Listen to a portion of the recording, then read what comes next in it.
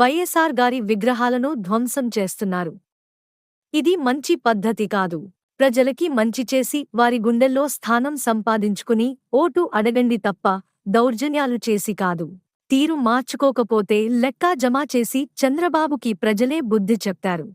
రాజశేఖర రెడ్డి గారి విగ్రహాలను విరగొడతా ఉన్నారు, పగలగొడతా ఉన్నారు. ఇవన్నీ ఏదైతే చేస్తూ ఉన్నారో ఇవన్నీ కూడా శిశుపాలుని పాపాల మాదిరిగా ఇవన్నీ కూడా పాపాలు పండుతాయి.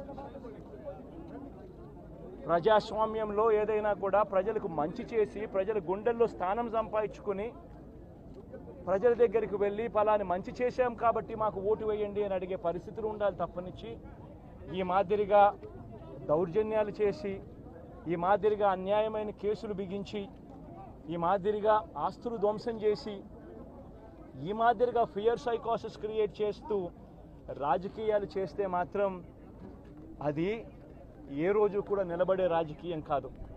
తాత్కాలిక మేలు ఏదైనా జరుగుతుందేమో తప్పనిచ్చి తర్వాత ఓటు వేసేటప్పుడు మాత్రం ప్రజలు ఇవన్నీ కూడా ఖచ్చితంగా గుర్తుపెట్టుకొని లెక్క జమ చేసి చంద్రబాబు నాయుడు గారికి గట్టిగా బుద్ధి చెప్పే పరిస్థితులు రోజులు కూడా తొందరలోనే ఉన్నాయని కూడా ఈ సందర్భంగా చంద్రబాబు నాయుడు గారిలో మార్పు రావాలని సందర్భంగా కూడా తెలియజేస్తా ఉన్నా.